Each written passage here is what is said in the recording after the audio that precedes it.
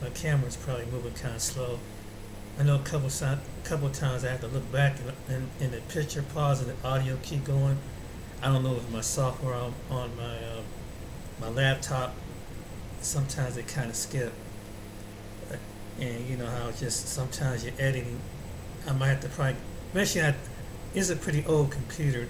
The one that I have is it's an Acer, and it's like I bought it back in 2014, so it's about time for me to upgrade on my computer and my laptop. I got another one, but it needs to upgrade. It's like neither one was a Windows 10 or Windows soon to be Windows 11. I still got the 8 and 7 on both of my computers.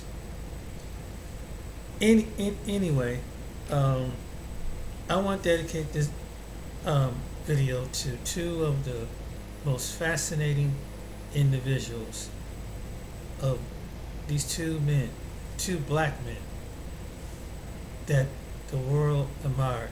And I'm going to tell you why I really like Malcolm X and Martin Luther King. And people like Medgar Evers too, but so far I was able to give Malcolm X. Malcolm X is a really unique individual. I seen the movie about Malcolm X when Denzel Washington played him, and he played him spot on. I mean, he literally transformed into Malcolm X. Malcolm X, you know, when I seen I'm about to show you some old footage of him, that he was a really, one thing I noticed about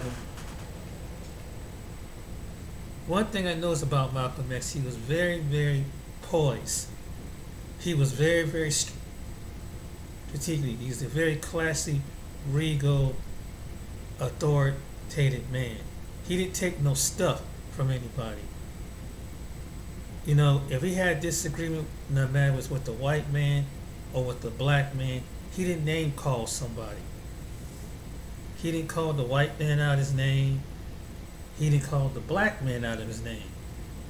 So far, you don't find too many people doing that. And even when he gave lectures to his own, as well as he dealt with people across seas or on TV, Malcolm was always Malcolm. And another thing about him, people can relate to him because he came on the rough side of the tracks when he started out. And one good thing, even though that him and the Nation of Islam didn't see eye to eye, and people point that out in the movie, is that the man he proclaimed to be. Fascinating individual that I've ever seen. Martin Luther King was another fascinating black man.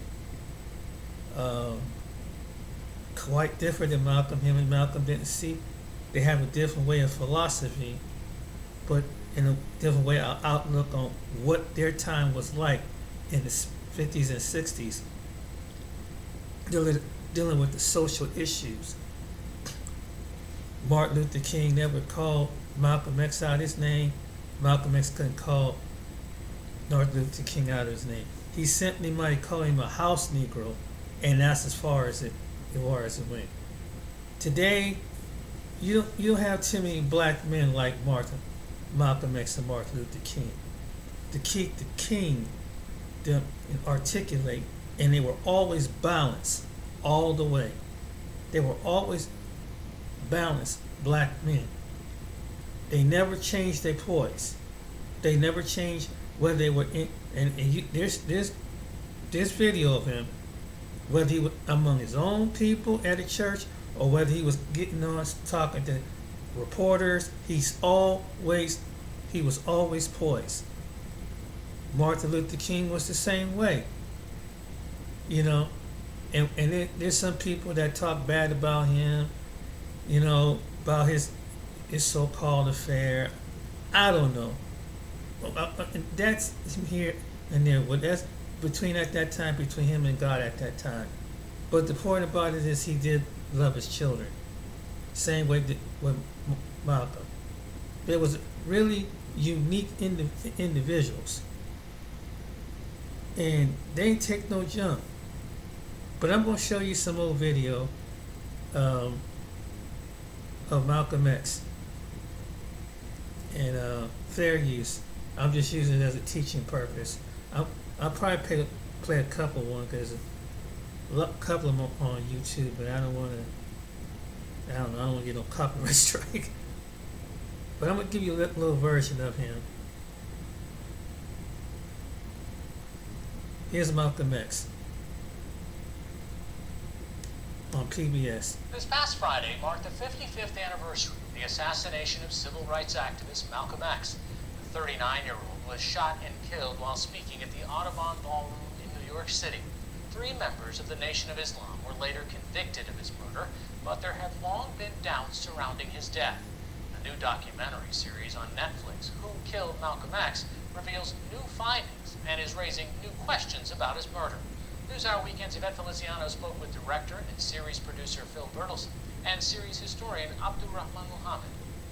Phil Bertelsen, Abdurrahman Muhammad, thank you so much for joining us. Thank you for having us. So first off, before watching this series, I had no idea that there were so many questions surrounding Malcolm X's murder.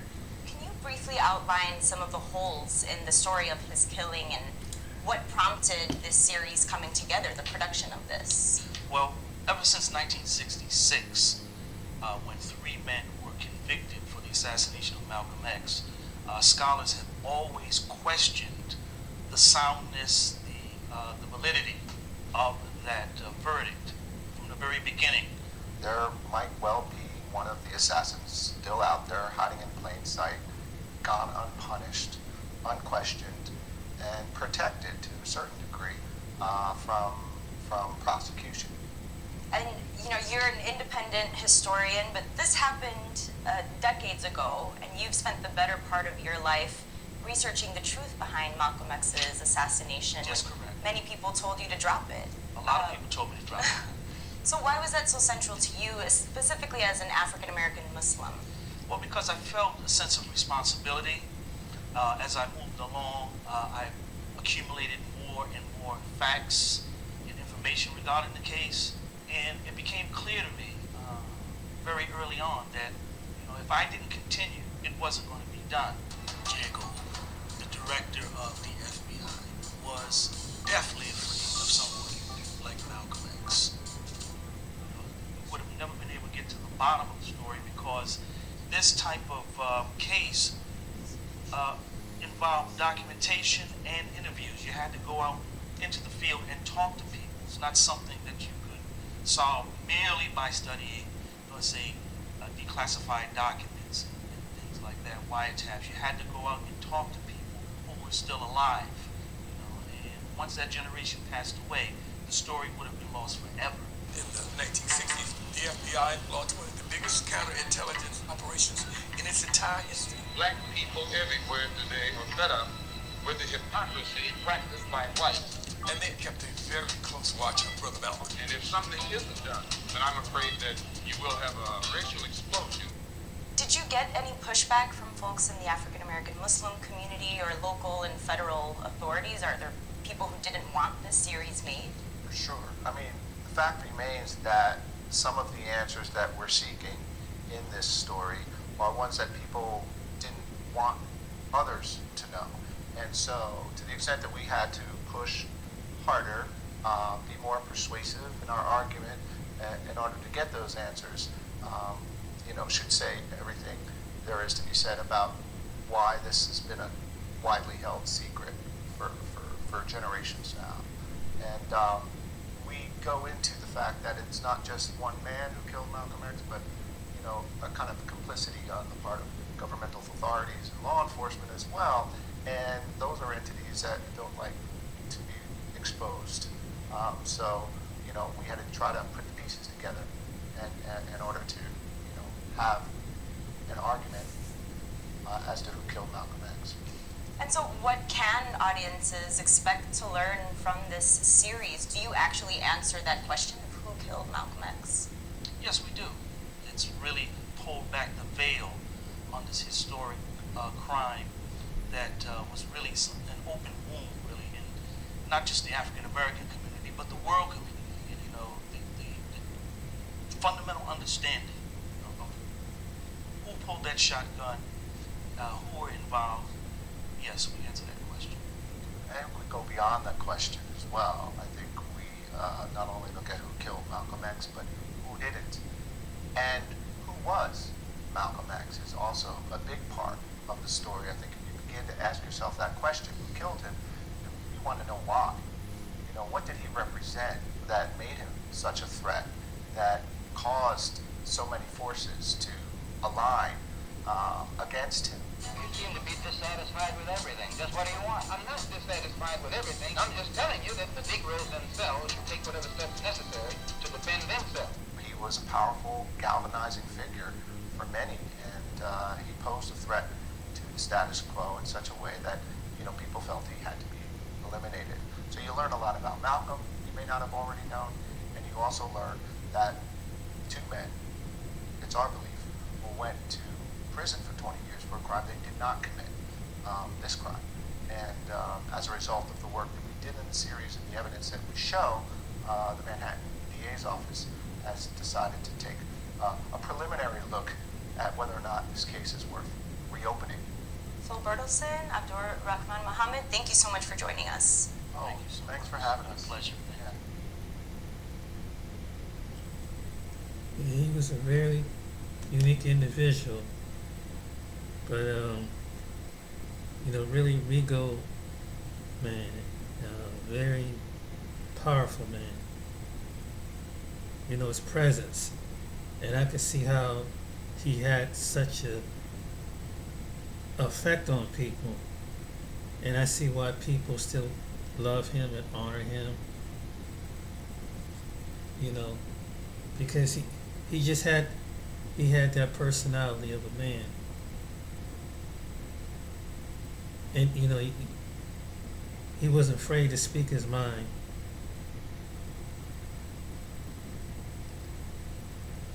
And he wasn't timid, but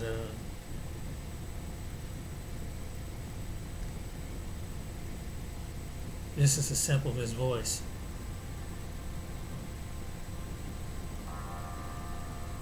April 17, 1962.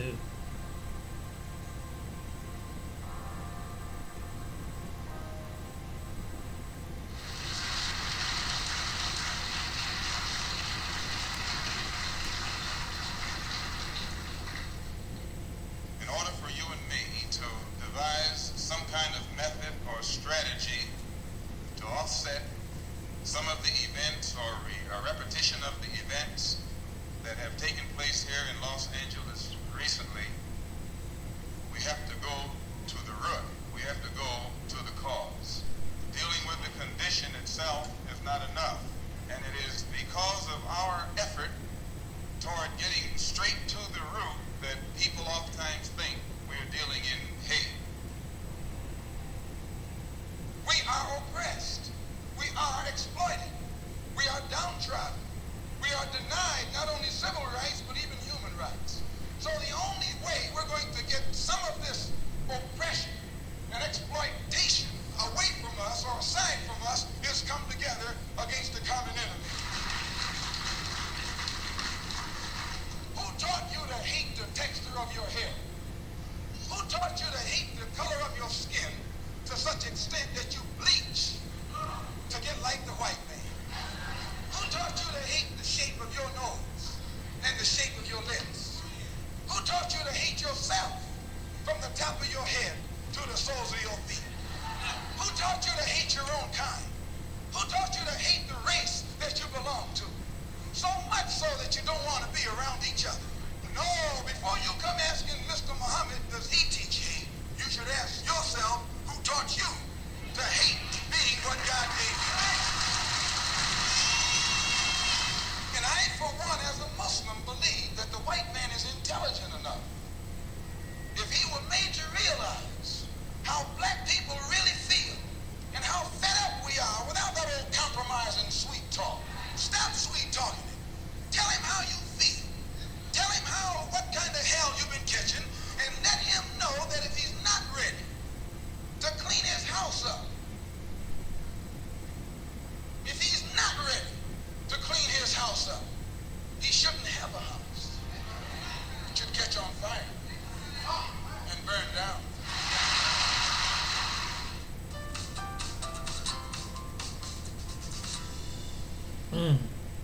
Wow. Powerful. That's the most powerful speech I've ever heard. Him speaking. Now, let's go to Martin.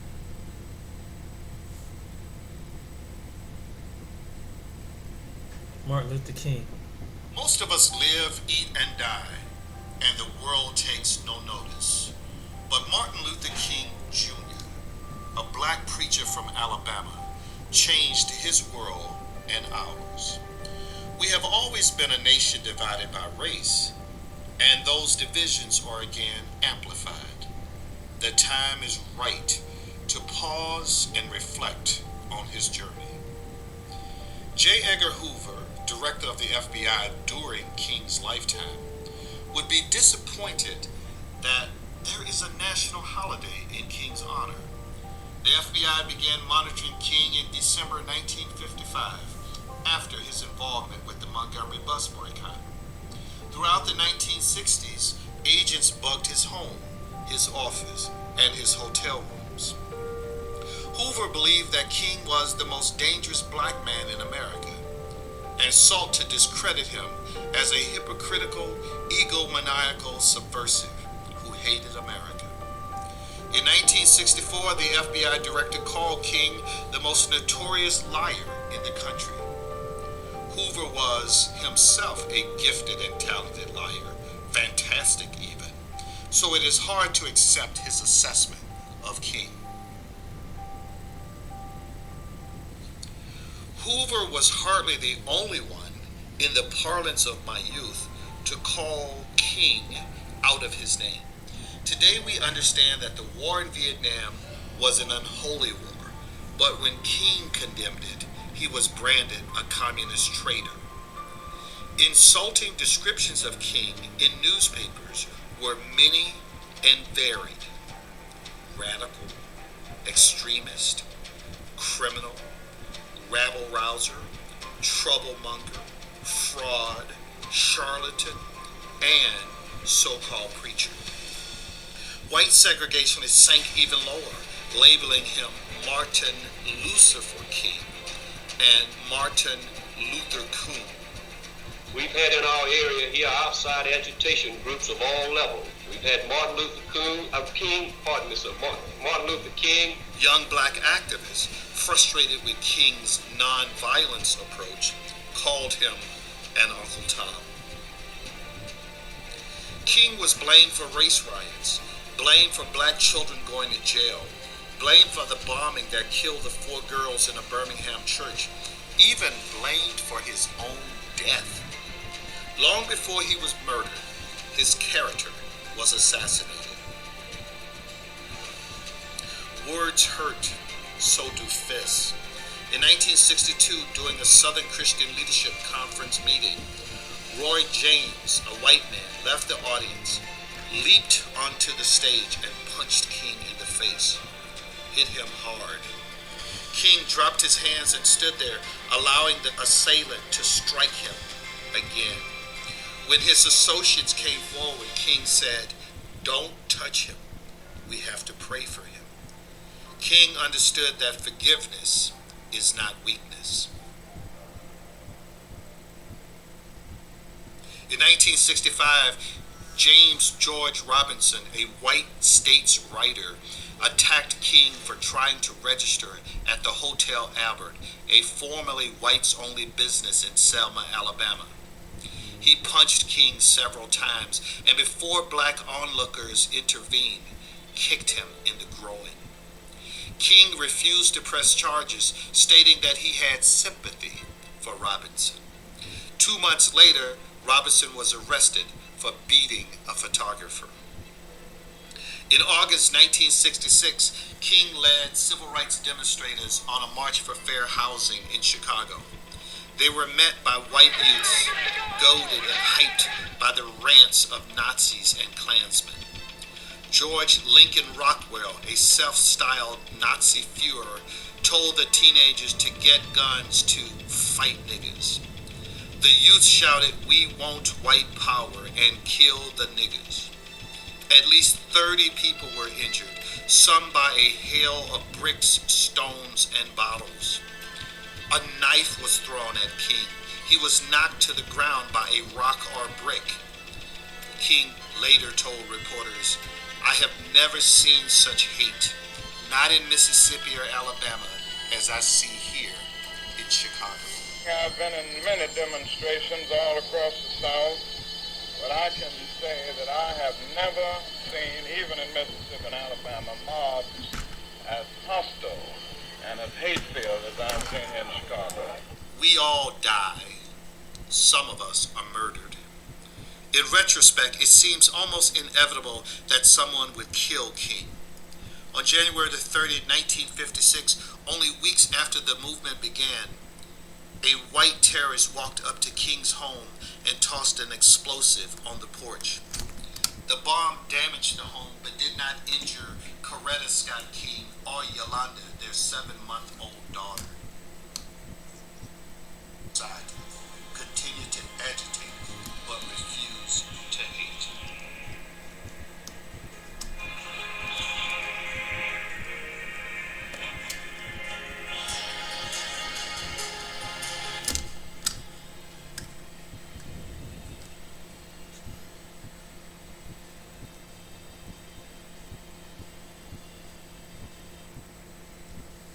Fascinating man. Fascinating. Now, some people might take that as weak because he didn't fight back. But you got to understand at that time, maybe it was a way that if he would strike back, they would prove that black people are just as violent as the white people. And then it probably would have got more people hurt or killed. Because at that time, that's the only way they knew how to do it. Now, Malcolm didn't agree with what King getting hit in the face, of course, and getting called out of his name, because he believed an eye for an eye. He was the type of guy that believed that he was an eye for an eye, and I mean he didn't take no mess, you know. But they just had a difference of opinion. They have a different outlook.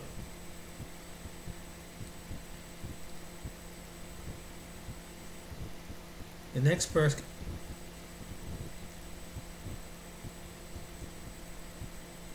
I'm about to pull up, and you're going to Marcus Garvey. Let me see if I can. Oh, whoops. Let me see if I can bring that in this. Malcolm X. Whoops. Okay, we're going to do this.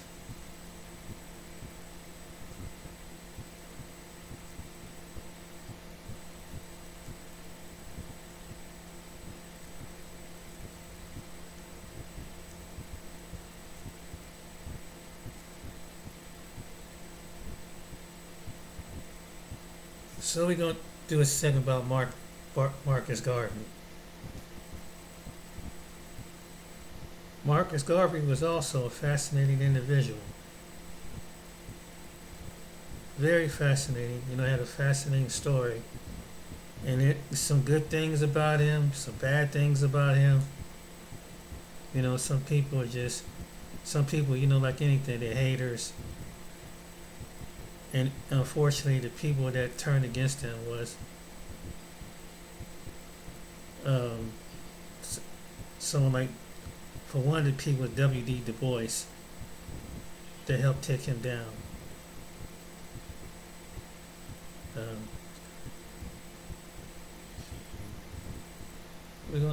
So this is Marcus Garvey.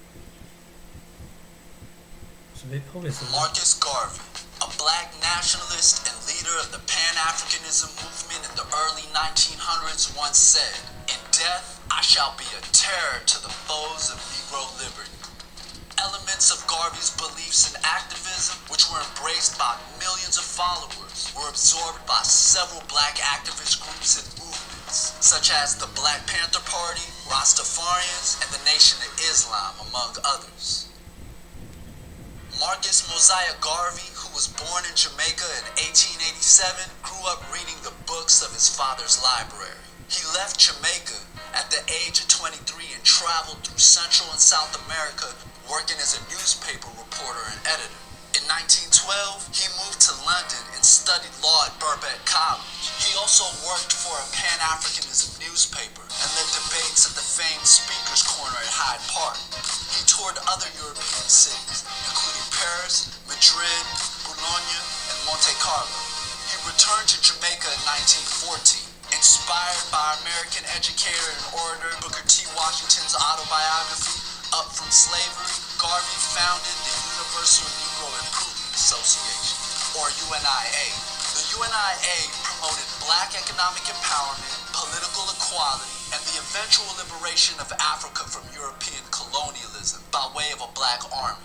In 1916, Garvey moved to the United States. He settled in New York City and started a UNIA branch in Harlem. He quickly gained a large following, and so did the UNIA, especially after the Red Summer of 1919, one of the deadliest eras of race riots and lynchings in the United States. White mob violence resulted in the killing of hundreds of black men, women, and children. Black World War I veterans who endured violence and bigotry that year after returning home from Europe were a large, receptive audience for the UNIA.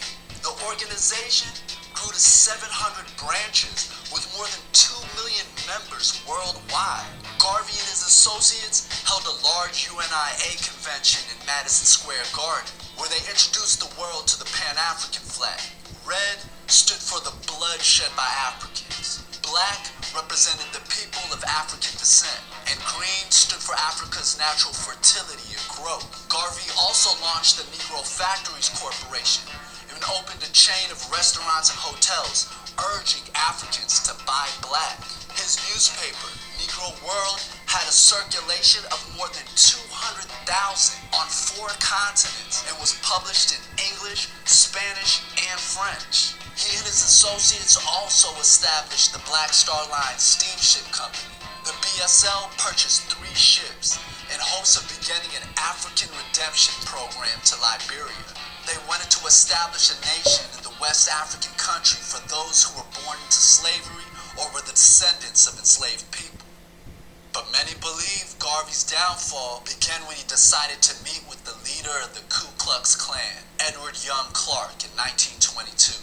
Garvey actually shared the segregationist views of the Klan, as he sought a separate state for those of the African diaspora.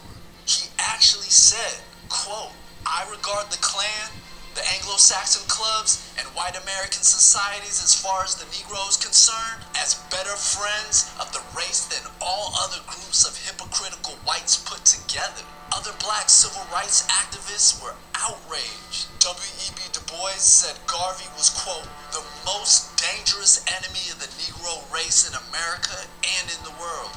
The newly formed Bureau of Investigation, led by J. Edgar Hoover, later becoming the FBI, sent an undercover black agent to the UNIA to take Garvey down. Garvey was detained on mail fraud charges for selling stocks in a ship that the BSL hadn't purchased yet. He was imprisoned in 1925 and sentenced to a maximum of 5 years in the federal penitentiary in Atlanta. Garvey's talks with the Liberian government to grant land for his Back to Africa program fell through. No BSL vessel ever reached the African continent. After 2 years in prison, Garvey was granted an early pardon by President Calvin Coolidge and was deported back to Jamaica in 1927. In Jamaica, he established the nation's first modern political organization, the People's Political Party, focusing on workers' rights and the poor. Garvey returned to London in 1935, where he lived and worked until he died from complications brought on by 2 strokes at age 52. His body was later exhumed and buried beneath the Marcus Garvey Memorial Memorial at National Heroes Park in Kingston as Jamaica's first national hero.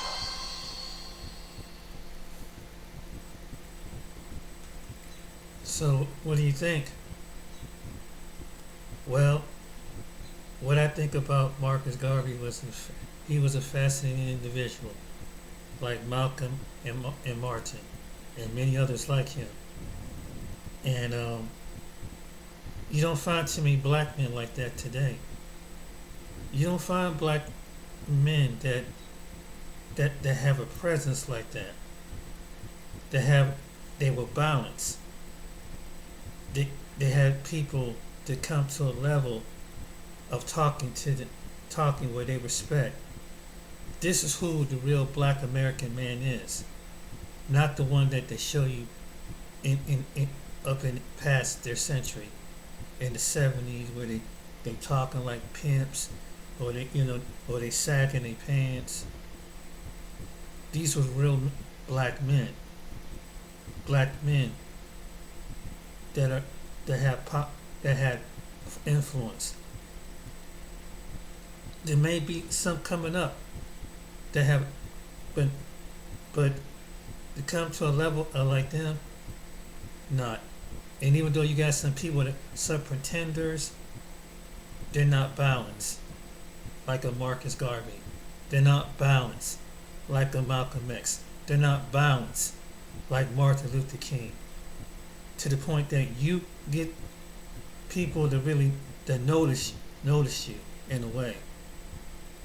You just can't spit hot air. They weren't just about spitting hot air. They made a difference.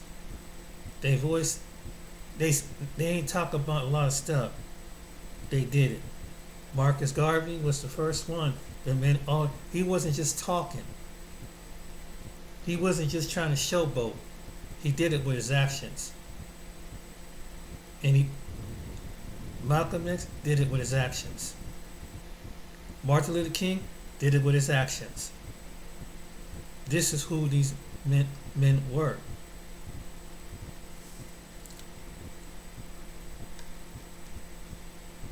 So to the people that think that black American men are just not too intelligent, I hope this video showed them another side of their black American man. That they had an influence that over the world, and still make an influence all over the world, internationally. Malcolm X internationally made a difference. Malcolm X made internationally.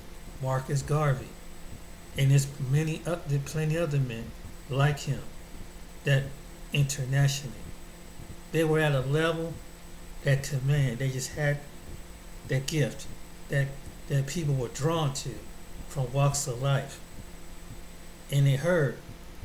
And Marcus Garvey, he was trying to solve the problem because, in his own way, because he saw what you see over in other parts of the world, what black people go through. It's like he didn't want to see them suffer, but just simply put a shade of skin and just be bullied and picked upon. So and it's like, I can't stand these people. So it's like, okay, you can't stand these people. Let's get away from these people. And I kind of would agree with that. It's like, you can't stand a black people. What's the sense to keep trying to go back with somebody if they make you feel to that point? I never could figure that out. So that was his way of solving it. It was his way. That's why the after they said, no, okay, we don't want to live next door to you either. We don't want to blend our, in their version, they don't want to blend it. They didn't believe in, they believe in black and black man, black woman, black child. That's it. Maybe be friendly neighbor to you, but that's as far as it goes. Not mixing families. That's as far as it goes. But strangely, they say, well, dang, that's kind of racist. But really, you see what happened to Martin Luther King. Because there were white people in Chicago and Alabama and more cities throughout America didn't want blacks. Before they did this. And all the way from then, from the 20s, all the way up and probably till now. But in the 80s, you think it was over in the 60s? No. Racism passed on in the 70s. They would run you out of different cities in the north if you were black. Your kids would get harassed if you were black. In the 80s, your kids would get harassed if they were black. In the 90s, your kids would get harassed if they were black. You didn't go into certain territories. So there was his solution. Say, okay, we don't have to connect and we don't have to interact. To the people who feel that black people was such a physically threat, but a physically threat to your existence. Let me get my people out of your existence. And I think that's what Marcus was coming from. And I can see, it's like wow, it's like, but that's not how to win. And I know there's some people going to hear this and say, well, that's not going to solve. But look at what is still happening. Now racism has to transform itself. When you go to a nice area and you're a black person, depends on what part of the country, and still, I don't think at some point it don't be it because you go someplace like Utah, and I just did a video where you get young kids is getting racially harassed. This is in someplace in Colorado to Utah, to Idaho. Just about as well as Oregon to some parts of Arizona to Mississippi. There was a video, I'm going to show you this, that people say, oh, racism. Oh, no, that's fact. There's a this guy named Briggs. You probably heard it. I don't know if you ever watched his video, but he does about travel. He's a white guy. Guess what he tells, what states, did you know, in 2023, he pointed this out. Which are the racist states in 2023? He pointed this out. Let me go to his video. This is what his name is. World according to Briggs. Oh shit.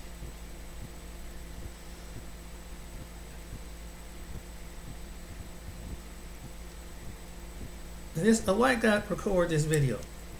I'm going to show you that states till this day still get racism.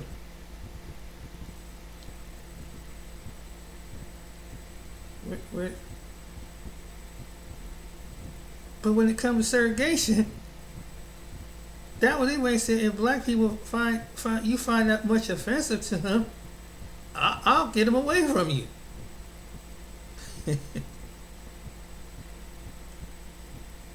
Because let me play a short segment of this video. This is something that happened in 1874. What if you could generate a new income stream just by simply loading up some mini ebooks online onto Amazon and selling them from home? I live here in New Zealand.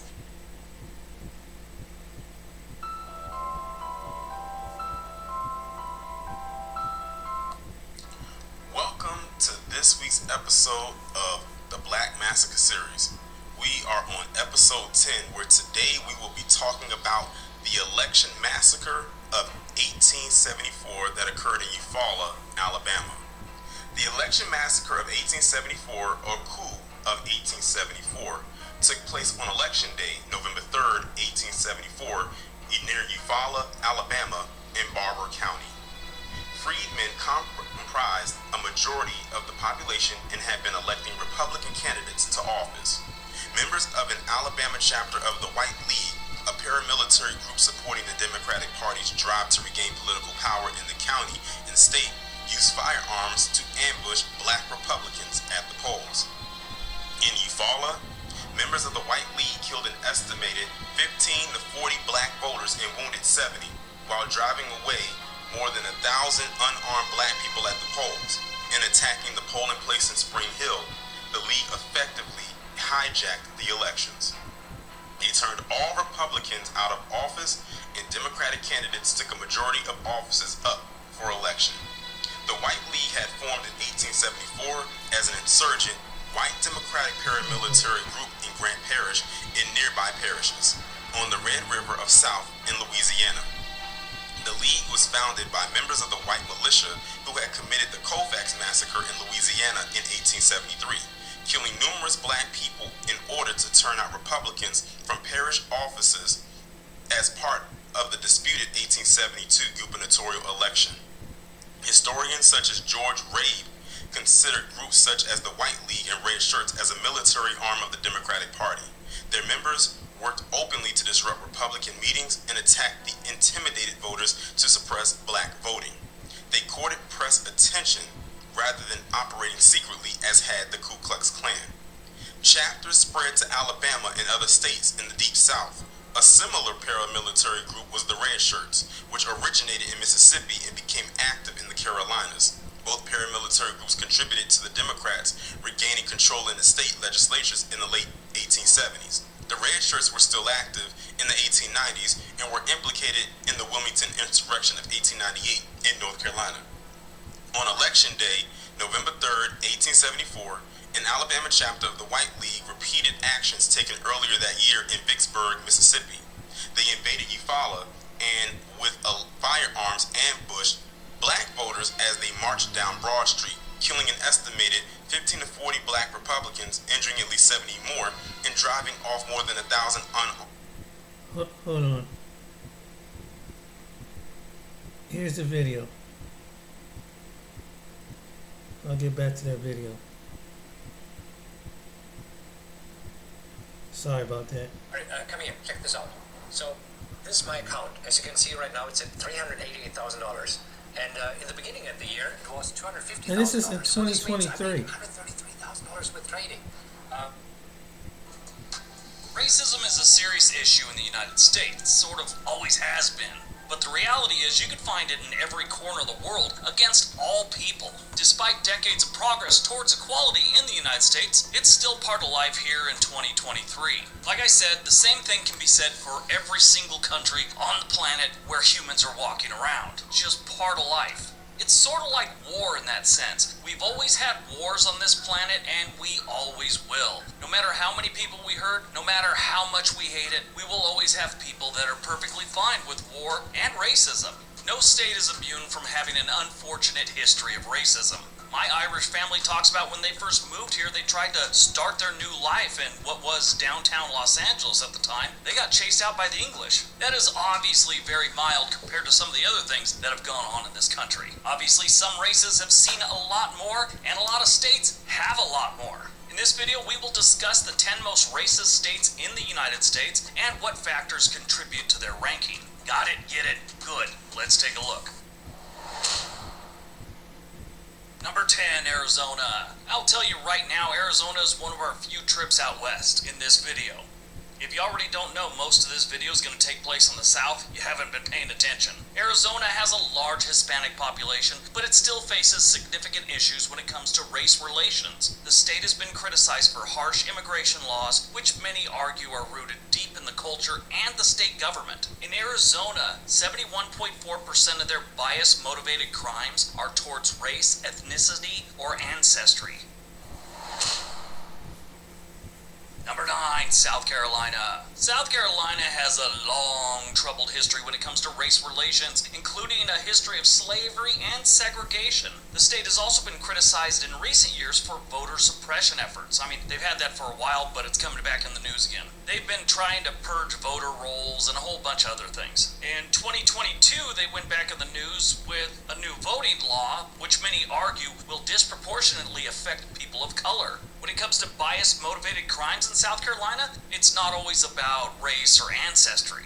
They go after each other for religion and sexual orientation. 28% of those crimes are against people of another religion, and sexual orientation is about 11%. South Carolina is one of those states that nobody should be surprised by.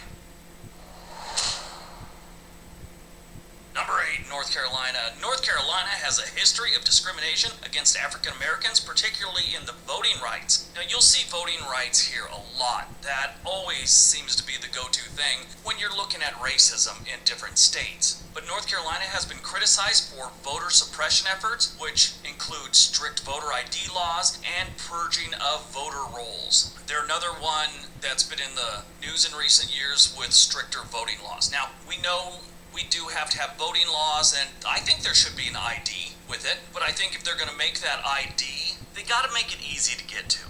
Like at every city hall or something like that. One of the biggest problems that people have with that voter ID thing is if you want to get it done, there's some hoops you got to go through, and a lot of times you got to go to some office that's like 20 miles away or something, and obviously they feel it's targeting people living in poverty who don't have the means to just drive around to some office and wait 3 hours while you get some government official to give you a voter ID. Just as long as we don't go to that thing that they have in some Central American countries where you vote and then they dip your thumb in like this ink that doesn't wash off for like a week or a month or whatever, so they know you voted. So if you show up at a place to vote, they always got to look at like your left thumb to see if it's been dyed or not. That might be good. Then people quit wearing those stupid stickers, "I voted," as they get their latte. 79.6% of North Carolina's bias-motivated crimes are race and ancestry related. 13.4% are sexual orientated, and religion is 6.5%. I think North Carolina is another state where they've got some good-sized cities, and I don't think a lot of the people there really care about the gender thing or gender identity. It's just not how North Carolina is.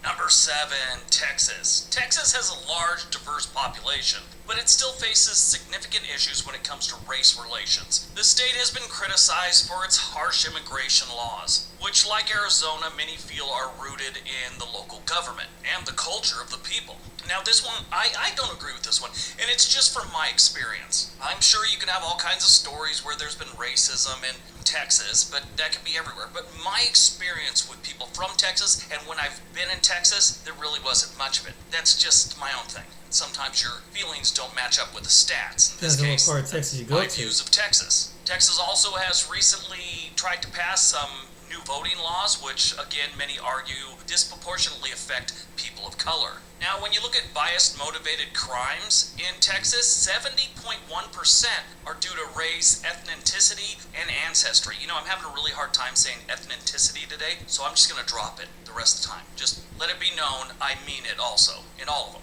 But 17% are because of sexual orientation, and only 7.5% are because of religion. Now, here's a new one that's growing in Texas, gender identity. That's 1.9% of the bias-motivated crimes. And that, of course, is according to the Department of Justice.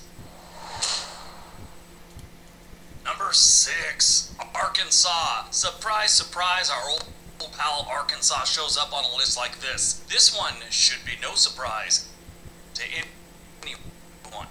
Arkansas has a history of segregation and discrimination, especially when it comes to education. The state has been criticized for its underfunded and segregated schools, which have contributed to persistent racial achievement gaps. Arkansas is another one of our fine states that's been accused of voter suppression efforts. Now, according to the Department of Justice, their bias-motivated crimes look like this. Race and ancestry are 68.4%. Sexual orientation is 21.1%. Now, they have no problem, at least it appears on these numbers here, with gender identity. It's 0. They don't have many crimes like that. But when it comes to religion, yeah, they do. It's actually 11%. Myself, I think the reason they don't have many gender identity motivated crimes is because people that are transgender probably know not to go to Arkansas. Now, this whole video is kind of based on race and ancestry. I mean, most racist states, but this kind of flows into it, all the bias-motivated crimes. Now, there's a reason I have to say that. If I leave that door open, you're going to have a bunch of jackaloons in the comment section going, when did transgender become a race? When did sexual orientation become a race? This video is about race. I've been doing this a long time. I kind of know when I'm leaving the door open for people. Number 5, Georgia. Now, in my opinion, I think Georgia is one of the states that's made the most improvement since, let's say, the 1950s. especially when it comes to the southern states. Georgia has a long history of discrimination against African Americans, dating back to the days of slavery. The state has been criticized for voter suppression efforts, which includes... I just want to say, this is coming from a white guy's point of view. It's different when you're a black person in America. Let's continue. Strict voter ID laws and purging of the voter rolls. And of course, this was brought up.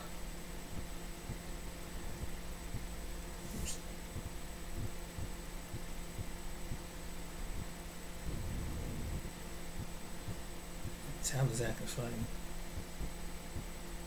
don't know what that's about.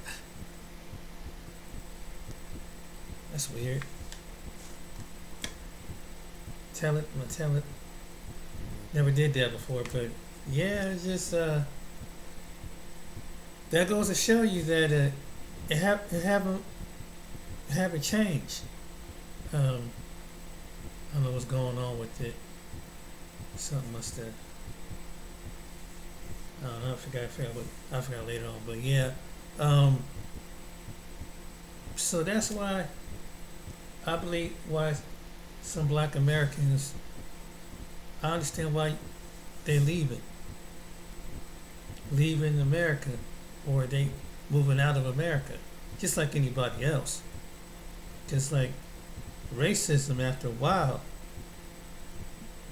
it makes you physically ill going through that, and it really physically, mentally takes on physically. So sometimes, you know, if you have the resources to leave the country and visit, you should do it, because it's like, why not? You see the history of it before the video got cut, but you see the history. It haven't changed, man. It was getting better, but how is it? It's better. You still got the spirit of it. And he was, and when I said it depends on what part of Texas, because you still got Texas town, you get in towns in Texas and probably in other places. You, as a black person, you cannot go through there, or it would cost you your life. I heard a couple of videos out recently from black travelers. They still got black travelers that have to watch it. This is America you don't know about. So if you a person with my complexion, with my hair, my cuss texture of my hair, and my complexion, you gotta be careful what parts of the country in America in 2023, like in previous past years, or it can literally cost you your life. Or there's some guy was saying that, you know, he went through some part, I don't know, was it Georgia, and he went to a small sundown town, and somebody that was scared from him. I think it was probably was a white couple, had to come with their shotguns because they were riding around and they saw this black man was in this area, and so it tell him to take you here to the story that they had to make. It was these guys riding around in trucks and cars, trying to, you know, was gonna come mess with him, or you get set up by the crooked cops or police that still harbor that. Like you would think, you know, like Dan, like you in some corrupt area of a world. You got some place in the United States it's just as corrupt as some place you will say in Mexico or some corrupt government. You got some corrupt cops here. This is in America, but it's something that they don't tell you about. You don't. It's blown up. But you see, during the time of from Marcus Garvey to Malcolm X and Martin Luther King, and you hear a little bit second with it about that one guy put on 1875. This country has a spirit of racism that never been, you know, they never repented for it, and it's going from politicians to politicians, and the black politicians as well as the white politicians, they cover it up. So that's why I keep coming up over and over and over and over and over and over, because it never was dealt with. It's a spirit. Racism is a spirit. There's a race. You have territories that are like that here. Now I know some people it's hard for people to believe that, and some people don't think highly of that. But you think that some of these people still harp at that. I played the video earlier. There's not just white people. There were Native Americans and other people that didn't like black people. That that anticipated with it. I was like, wow. See, this America they don't tell you about. And they wasn't Marcus Garvey, Malcolm X, and Martin Luther King like any group of individual. They were speaking up for individuals getting bullied and pushed around and denied their rights. All because a group of people. All because you like I can't imagine that just because of skin. Yes, because a texture of skin and an ethnic of background. They murdered hundreds of thousands of people in this country before we become murdering each other. Because of skin color and texture of hair. And some white evangelical Christians never repented for it. They never repented. They never repent. Some never repented. Some justified to this day. But see, can I give you a little secret? Come here for a second. You know the one they call Jesus? Did you know that they had a hit out on him too?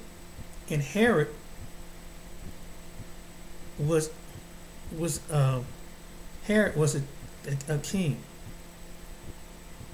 But here's the segment that they don't tell you about Christmas.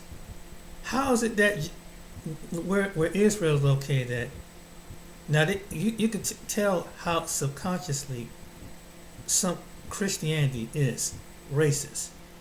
How is it that a people that start out in part of Israel near the border of Israel with today Iraq and at the time when you read your Bible,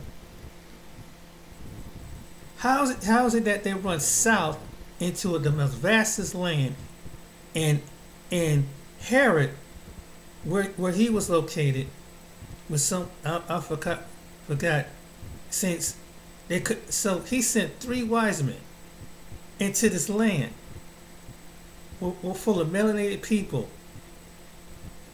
Here's the kicker. Why did they not find Jesus? How come they didn't find Jesus? If he looked like the paintings and the pictures, why didn't they find him? And guess what? He went into some part of Africa, which they don't want to tell you that.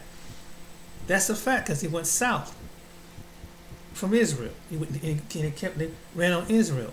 The Most High sent when he came into the flesh into the south. So that tells you that if he was blonde hair and blue eye or with olive skin, they would spot who he was, because there was no olive skinned people in that part of during the time of Jesus when he came into Africa. All the olive looking skinned people were up near Turkey and Italy. But the whole world shows you the pictures. But they're saying about race. But they went to the indigenous people of the land in parts of Africa and showed them the image, so they can make it look like they was the people, was the image. But it's not about race though. Until you figure out later on, and you do the geographic and everything, says something ain't adding up. Well, he must be Middle Eastern. No. Because even the Middle Eastern people stand out different from dark people. Some are dark. So they had to be dark. They had to be well melanated to blend in. So when Herod sent the three men down there, and this is in your Christmas story, the Lord, they got word. We didn't find him. They said basically they couldn't find him. But even though they found him, but they went their separate ways. this is the Christmas story. Funny, ain't it? But the very melanated people are in the Bible. But, and this is the hatred, and I believe it may be why black people are one of the most hated people, because they are part, and some people haven't figured this out, they are part of the book. Think about all these nations hate you. All these nations are jealous against you. They can't stand, they don't even know why they hate black folks. They don't know why they hated Martin Luther King. What's about this man? He didn't threaten them. A Marcus Garvey didn't threaten them. A Malcolm X didn't. What is about these people? Why you hate them so much? Black people keep asking that to this day. What is about that? It's a deep hatred. And I believe it goes back to the Bible. And it's definitely put in by Satan. Because you got to be an evil individual to do what they did to just kill people just for voting. And say you're not even human to vote. This is how deep it is, but and you see all the way that I couldn't get through the whole. I guess my tablet I got to figure out what's going on my tablet, but even those states he just listed to you, and that's just southern, but this northern states is still like that.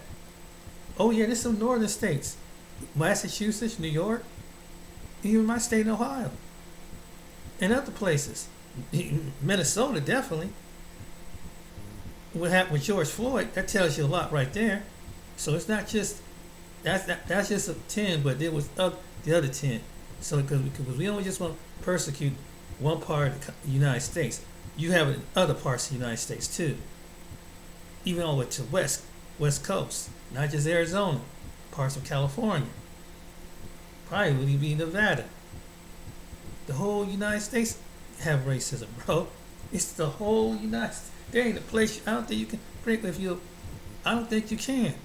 So therefore, if you're a black American, I think the only way is to leave to go to a nation where to be mentally set free. Maybe go to some part of the continent of Africa, because they damn don't select. They don't seem like these people who you got the direct racist people and the indirect racist people trying to keep the masses suppressed and are keeping masses suppressed. But they even though other people are poor and poverty are getting suppressed, but who did they torture and torture the most?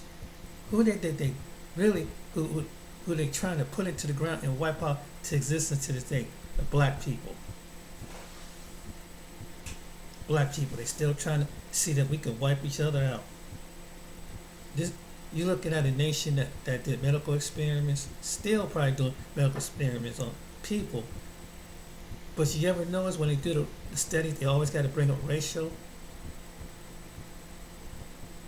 You know, no matter whatever diseases, most diseases, viruses, whatever, they make it racial. You deal with a medical system that built on white supremacy.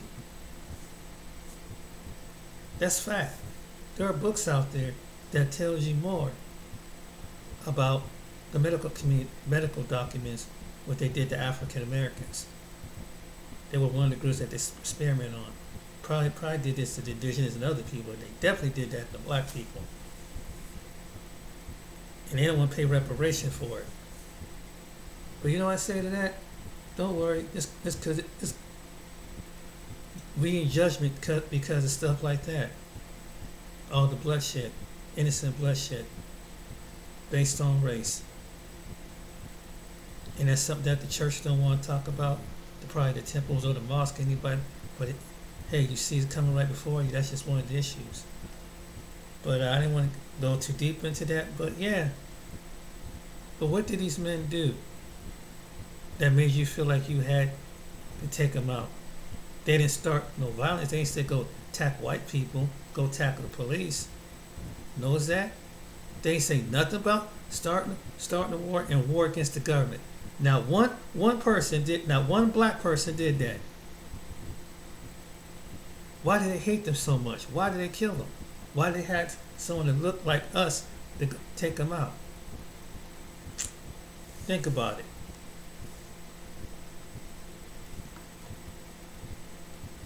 This is the black Americans. Any other nations of people watching this video, they don't tell you about. Say they make us look like they control the narrative. They control the media, so they control the outtake. And the ones that control the media conspire with the other nations to make these black people still like they're less of a human.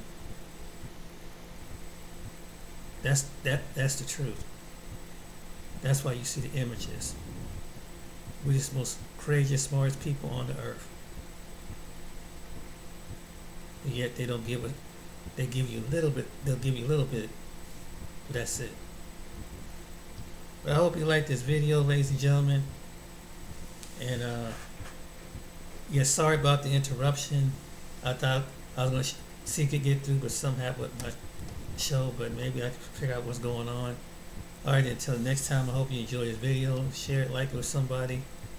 And yeah, the greatest icons, black icons on horizon. Take care.